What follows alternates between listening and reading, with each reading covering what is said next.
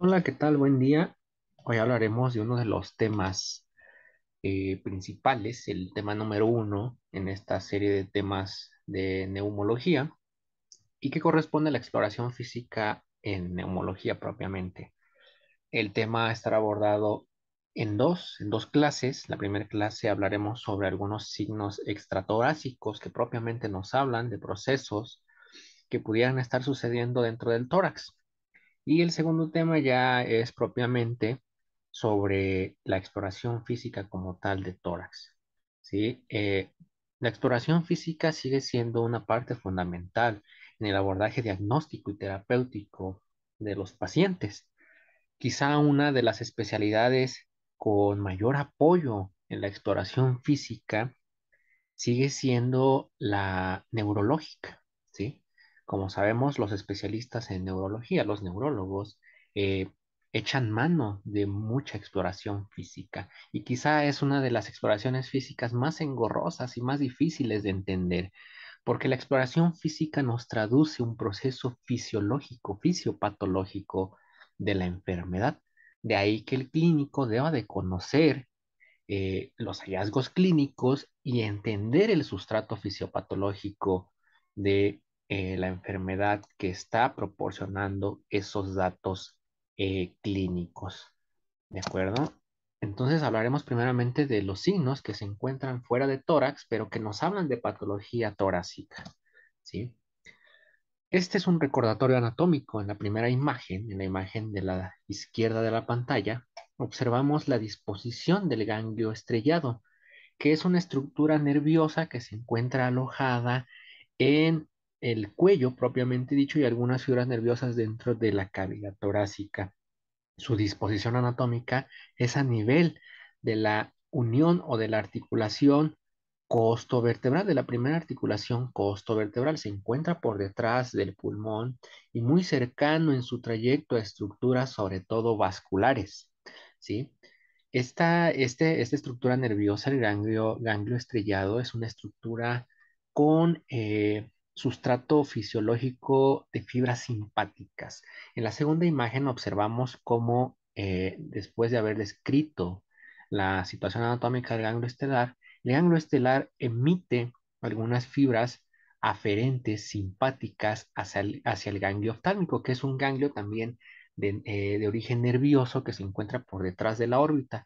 El ganglio oftálmico emite algunas fibras nerviosas hacia el ojo y sobre todo hacia el iris también. Recordemos que el ojo está inervado en su función, en la función motora, por tres principales nervios. El nervio ocular común que inerva al el recto superior, al recto inferior y al recto interno. El recto externo está inervado por el nervio número 6 o ocular externo. Y el troclear, como su nombre lo dice, es el cuarto nervio craneal y este es un nervio que está inervando hacia la tróclea y que es encargado o es el origen de esa supraversión de la mirada o la famosa mirada patética, de ahí el nombre de este nervio, el nervio patético. Nos observamos cómo el ganglio estelar a través de su viaje por el cuello y sobre todo en el macizo facial puede tener diferentes injurias que pueden comprometer la función, sobre todo simpática, ¿sí? La, la función simpática, recordemos que tiene un importante papel, sobre todo en el movimiento del iris al provocar midriasis o miosis respectivamente, ¿verdad? Entonces, la destrucción de estos filetes nerviosos nos van a provocar un síndrome que se conoce como síndrome de Claudio-Bernard Horner y que clínicamente nosotros podemos determinar el síndrome como miosis en oftalmos, lagoftalmos y disminución de la hendidura palpebral. Hay que recalcar y mencionar a este punto que el síndrome de Claudio-Bernard Horner, la afección de este ganglio es solo una de las múltiples causas que nos pueden originar este síndrome, por lo que se deben de investigar las otras causas. El signo contrario, el síndrome contrario del síndrome de Claudio Bernard Horner es el síndrome de Francois Purfur du Petit, que consiste en la excitación propiamente de las fibras simpáticas que componen al ganglio estelar y que van a provocar midriasis, exoftalmos y aumento de la hendidura palpebral, como en la imagen lo podemos ver. Algunos otros signos también que podemos encontrar en cara nos pueden hablar de una patología pulmonar, ¿sí? Como el enrojecimiento facial, sobre todo el enrojecimiento de mejillas. Y esto no se debe más que también a la excitación de los filetes simpáticos del ganglio estelar. La excitación de estos filetes van a provocar vasodilatación, lo que provoca rubor, y este signo, anecdóticamente hablando, pues se encuentra en procesos neumónicos, sobre todo del lóbulo superior o en algunos segmentos de estos lóbulos, llámese el lóbulo superior izquierdo o lóbulo superior del lado derecho. El herpes labial también es un signo que se ha descrito de forma anecdótica presente en los procesos neumónicos y suele ir acompañando al signo previo al enrojecimiento de una de las mejillas, ¿sí? Además, los procesos neumónicos se pueden expresar con la expresión angustiosa o la típica facies neumónica, que no es más que una mirada brillante, ansiosa por la disnea, enrojecimiento visible de algunas de las mejillas y aleteo de la nariz como signo de dificultad respiratoria, dependiendo de la extensión del proceso neumónico. ¿Sí? La facies neumónica se ha descrito típicamente en neumonías lobales agudas, sobre todo a nivel del lóbulo superior, por la afección del ganglio estelar que ya lo hemos mencionado. Otro de los signos que también nos habla de patología torácica es la red venosa colateral. Esta red venosa nos traduce una afectación, sobre todo a nivel mediastinal, de las afluentes o de los vasos venosos más importantes que tenemos alojados dentro del tórax, es la vena cava superior y la vena cava inferior, ¿sí? Ambos con sus afluentes, la vena cava superior, recordemos que recoge el drenaje venoso de la parte superior del tronco, incluyendo extremidades y cabeza, y la vena cava inferior de la parte inferior del tronco, así como de las extremidades inferiores. Luego entonces, si hay una afectación a nivel de mediastinal que afecte la vena cava superior, vamos a encontrar la distribución de esta red venosa colateral con la finalidad de disminuir la estasis y la congestión sanguínea venosa a nivel de la vena cava superior, por lo que la distribución típica de la vena cava superior va a ser con la presencia de esta red venosa en la V del escote, en la primera porción de los miembros torácicos y en las caras o en todas las caras del cuello cuando es una obstrucción importante. No hay que olvidar también el famoso edema en esclavina, que también es característico o es parte del síndrome de vena cava superior. Cuando la vena cava en su porción inferior es la que está afectada, vamos a encontrar la distribución de esta red venosa colateral en la parte inferior del abdomen y involucrando incluso hasta mesogasio cuando la obstrucción es importante, así como también algunas otras alteraciones que pudieran presentarse a nivel vascular de las extremidades inferiores. La tráquea propiamente es un órgano que tiene una porción intratorácica, pero la mitad de su porción es a nivel de cuello, por lo que podemos considerarla como una víscera que se encuentra por fuera del tórax, por lo que algunas alteraciones, sobre todo en su posición, nos pueden hablar de afectaciones a nivel eh, torácico. Para ello hay que explorarla, hay que saber cómo explorarla y vamos a insinuar la yema del dedo índice en el hueco supraesternal. Esta exploración nos va a permitir definir su lugar. Su lugar normal es central y cuando ésta se encuentra desviada hacia la derecha o hacia la izquierda nos traduce alguna afectación, sobre todo a nivel mediastinal. En esta imagen observamos cómo se explora la tráquea. En la primera imagen observamos cómo a través de la ayuda de la yema del dedo índice y del pulgar, nosotros determinamos la posición. La posición debe de ser perpendicular hacia lo que es el ángulo supraesternal, ¿sí? Entonces, en esta otra imagen observamos cómo de una forma más detallada, apoyados con las dos yemas de los dedos pulgares, podemos valorar su movilidad, su posición y con la ayuda de las yemas de las dos manos de los primeros 8 dedos, observamos cómo podemos nosotros determinar también su posición, ¿verdad? Cuando ésta se encuentra desviada hacia un lado u otro, podemos pensar en algunas alteraciones que enseguida vamos a analizar. Cuando la tráquea está desviada, es decir, cuando la tráquea está desviada hacia el pulmón enfermo, hay que pensar en algún proceso que la está retrayendo hacia ese lugar. Uno de los procesos más típicos que pudieran retraer la tráquea hacia el lado enfermo es el proceso de atelectasia, que como definición tenemos que no es más que el colapso pulmonar por la ausencia de aire. Recordemos que tanto nitrógeno como oxígeno permiten la ferulización de la vía aérea. ¿Sí? Fisiológicamente, la vía aérea tiende hacia el colapso, por lo que ante una obstrucción tanto intra o extraluminal que originan las atelectasias, puede haber un proceso de retracción y esto retraernos no solo la tráquea, sino gran variedad de estructuras mediastinales. Si el proceso es agudo, estaríamos hablando de una atelectasia. Sin embargo, si el proceso es crónico, hay que pensar sobre un proceso de fibrosis, que puede ser a nivel intersticial o un proceso a nivel pleural, sobre todo de la pleura mediastínica.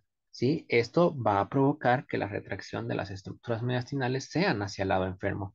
Cuando la desviación de la tráquea es hacia el lado opuesto al enfermo, hay que pensar en algunas cuestiones, sobre todo procesos tumorales mediastinales, ¿sí? Que están empujando las estructuras mediastinales hacia el lado contralateral de donde se encuentra esta patología, así como también la instauración de derrames pleurales, síndromes pleurales exudativos que provocan la desviación hacia el lado contralateral de la tráquea.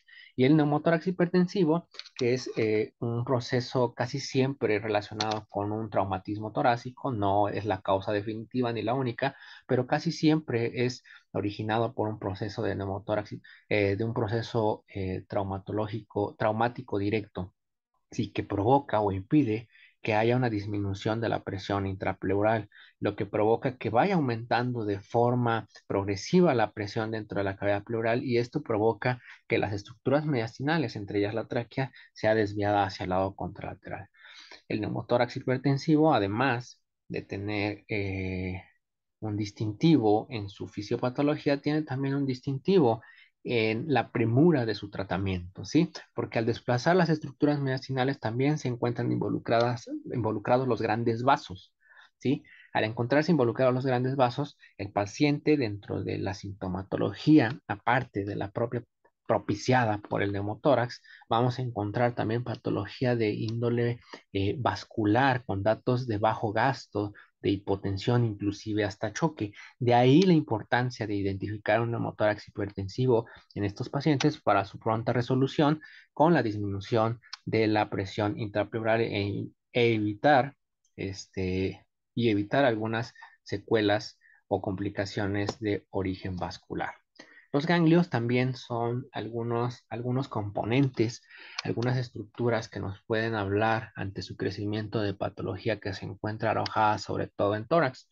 Cuando encontramos nosotros ganglios, sobre todo crecidos en cuello, hay que pensar patologías que se encuentran instauradas propiamente en tórax, este, y que pueden ser de origen hematológico, sobre todo algunos tipos de linfomas y leucemias pueden provocar crecimientos de ganglios a nivel de cuello. También cualquier otro tipo de proceso oncológico, sobre todo a nivel de pulmón, puede provocar también la presencia de ganglios a nivel de cuello y estos se van a caracterizar sobre todo por ser ganglios duros, no dolorosos y casi siempre que se encuentran en el hueco supraclavicular. Cuando se encuentran específicamente en el hueco supraclavicular izquierdo, hay que pensar en que se trata de un ganglio metastásico de algún proceso que se pueda encontrar ya sea en cavidad de tórax, en tejido cutáneo, celular subcutáneo a nivel de tórax, por ejemplo, en el caso de las mujeres en el cáncer de mama, o incluso también de patología que se encuentre a nivel abdominal relacionada sobre todo con estómago. ¿Sí? Anecdóticamente, este ganglio alojado en el hueco supraclavicular izquierdo se le ha denominado como el ganglio centinela o el ganglio de Virchow-Troisier, ¿sí? Que típicamente se describió para hablar sobre cáncer de estómago.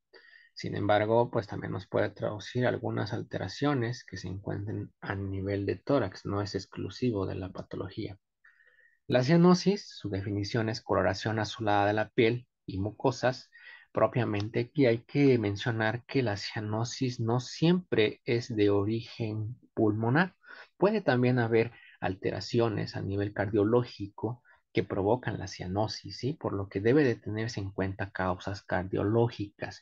Y cuando el problema no solo ya está involucrando al corazón, sino que también está involucrando al pulmón, como en el caso de la hipertensión pulmonar, vamos a ver que la cianosis es uno de los signos más importantes en estos pacientes.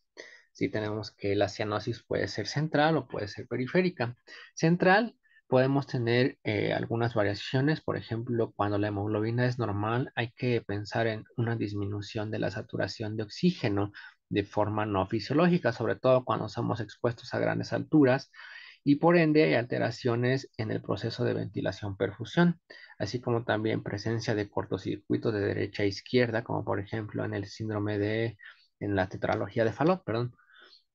Cuando hay una hemoglobina normal, hay que pensar en alteraciones per se de la molécula de hemoglobina, de la proteína de hemoglobina, como en el caso de la metahemoglobinemia congénita, o también en el abuso de drogas, como por ejemplo sulfamidas o fenacetina, que pueden alterar la estructura de la hemoglobina o incluso la cantidad de la estructura de la hemoglobina, ¿sí?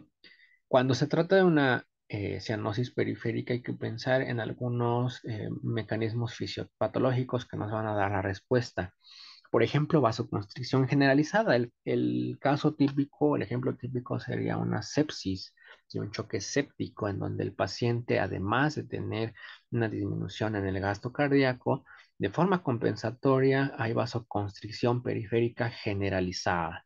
¿Sí? Esto con la finalidad de aumentar las presiones vasculares y poder redistribuir a las zonas más importantes el flujo sanguíneo. Vasoconstricción cutánea generalizada, sobre todo en procesos dermatológicos relacionados con procesos inmunológicos, reumatológicos, como por ejemplo la esclerosis sistémica, en donde sabemos que hay una afectación importante de los lechos vasculares que se encuentran en el lecho unguial y en los pulpejos. Espasmos arteriolares, sobre todo relacionados también con procesos reumatológicos, algunos procesos de arteritis sobre todo de pequeño vaso, podemos encontrar espasmos arteriales que pueden causar cianosis. Y el estancamiento de la sangre, en donde hay como tal una alteración en la viscosidad de la misma, como por ejemplo procesos pulmonares crónicos. Podemos citar aquí a la EPOC, a las enfermedades pulmonares intersticiales y también en algunas situaciones a la hipertensión pulmonar, sobre todo cuando ya se encuentra comprometido de forma importante el ventrículo del lado derecho, así como también procesos obstructivos respiratorios durante el dormir, como la apnea del sueño. Es muy común encontrar poliglobulia en este tipo de pacientes o en algunos procesos fibróticos crónicos, para ser exactos, a nivel pulmonar, que condicionan que la disposición de oxígeno no sea la adecuada, que el proceso de difusión no sea el adecuado y por ende la disminución de oxígeno, lo que provoca como proceso compensatorio el aumento de la masa eritrocitaria. Las acropaquias también son otro signo muy importante que podemos encontrar relacionados a patología pulmonar. Sin embargo, también hay otras causas, como más adelante lo vamos a ver, que no son de origen pulmonar, por lo que siempre hay que tener en cuenta este tipo de entidades nosológicas que nos pueden provocar este signo. La descripción característica o el nombre típico que nosotros siempre hemos encontrado, podemos encontrar en la literatura médica, es el famoso dedo en palillo de tambor, que no son más que deformaciones a nivel de la yema de los dedos y las uñas, y que se caracteriza principalmente por un ensanchamiento de la extremidad distal en sentido sagital y transversal, lo que le da esa característica de un dedo en palillo de tambor. Uno de los signos que vamos a ver también va a ser el ángulo que se forma entre el lecho unguial y la uña, que de forma normal mide 160, pero cuando ya se encuentra establecida esta deformidad, el ángulo puede medir más de 180 grados. No hay una fisiopatología como tal única para el desarrollo de las acropaquias, dado que existen muchas causas de acropaquias, por lo que en el caso de las cuestiones pulmonares se debe a lo siguiente. ¿sí? Se va a deber a una hipervascularización a nivel distal, a nivel de la falange distal, secundario a la disminución de distribución de oxígeno, ¿sí? Sobre todo cuando ya se haya comprometido el corazón y la parte del corazón derecho con disminución de la funcionalidad del corazón, del ventrículo derecho, así como también del ventrículo izquierdo, que es el encargado de la distribución de la misma. Al haber una disminución de oxígeno disponible a nivel de este lecho microvascular, se va a propiciar que se sinteticen y se secreten varias sustancias vasoactivas, entre ellas el factor de crecimiento endotelial vascular, así como también el factor de crecimiento plaquetario, que van a tener acciones a nivel de la matriz extracelular de este tejido, ¿sí? Hay una extravasación por haber un aumento de estas sustancias que son vasodilatadoras, se extravasan estas mismas sustancias en conjunto con algunas otras, lo que provoca también la extravasación de elementos formes, entre ellos miofibroblastos, que bajo la acción de estas mismas sustancias provocan que estos miofibroblastos se conviertan a fibroblastos y a nivel de esta matriz empiece a secretar mayor matriz extracelular y el depósito de esta, lo que va a provocar una alteración en la conformación anatómica normal del lecho unguial y por ende la deformación en forma de carátula de reloj de la uña. Tenemos varios signos que nosotros podemos utilizar. Aquí tenemos algunos mencionados, como el índice digital, en donde se mide a nivel del lecho unguial y después posteriormente se mide en el tercio en medio de la segunda falange distal. Y vemos cómo hay un ensanchamiento a nivel del lecho unguial, ¿sí? Lo que va dando la forma de este dedo de palillo de tambor. El otro signo que podemos utilizar es el signo de Scamrod, que no es más que el afrontamiento de las dos uñas y de forma normal vamos a ver que se forma una especie de diamante o de rombo entre estas dos uñas. Esto es lo normal. Lo anormal es cuando ya la curvatura de la uña es exageradamente en forma de caratura de reloj, por lo que no se forma este ángulo, este diamante, ¿sí? Que se forma en el signo de Scamrod, por lo que sería el signo de Scamrod positivo.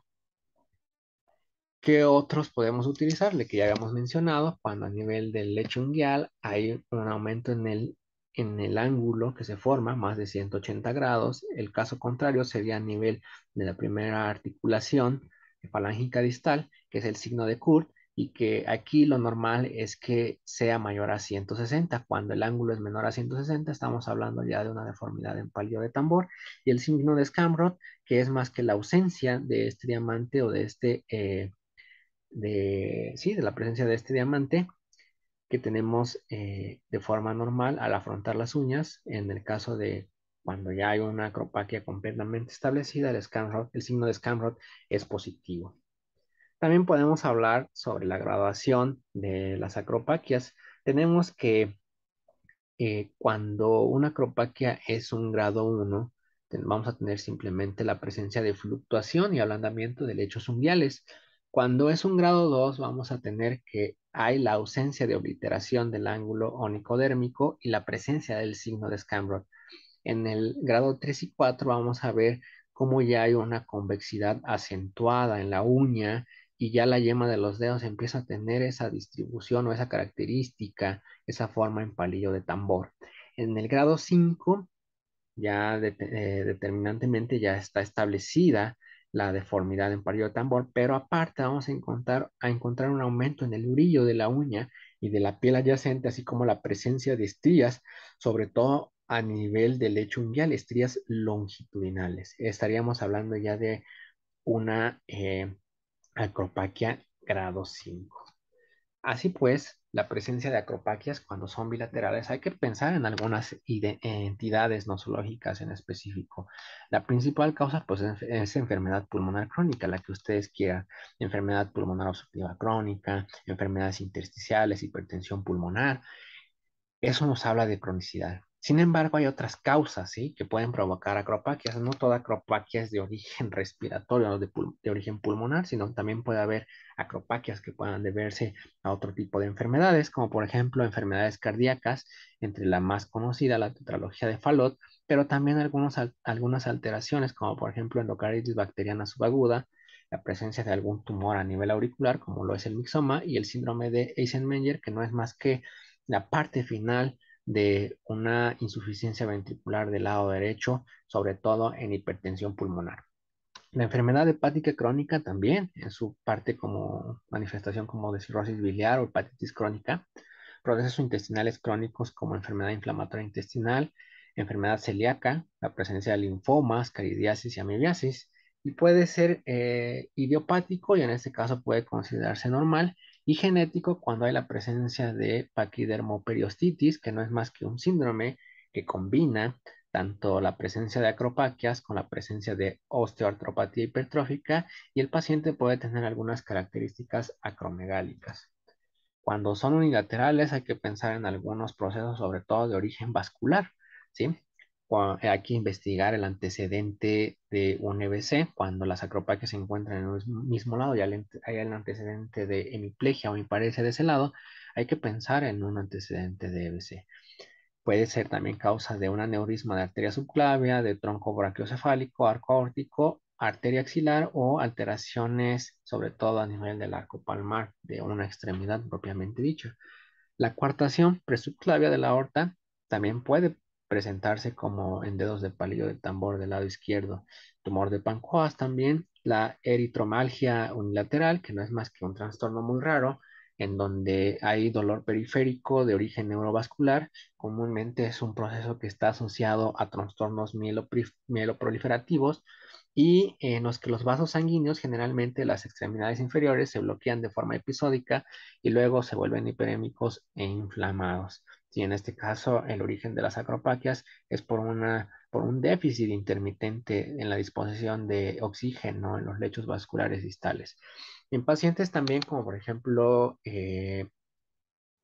con enfermedad renal crónica, al instaurar nosotros una fístula arteriovenosa, vamos a estar aumentando la disposición de la presión hidrostática en esa extremidad, lo que puede provocar el aumento de la presión hidrostática en los lechos vasculares distales y provocar eso la extravasación de elementos formes y elementos químicos que se encuentran en la sangre y que tienen sobre todo acción vasogénica y sobre todo neoformativa en relación a la matriz extracelular.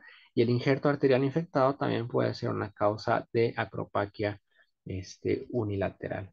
De acuerdo a la forma que tienen las acropaquias, nosotros podemos tener acropaquias que tienen ya la característica como de baquetas y en este caso hay que pensar en alguna cuestión crónica como bronquiectasias o cardiopatía cianótica congénita.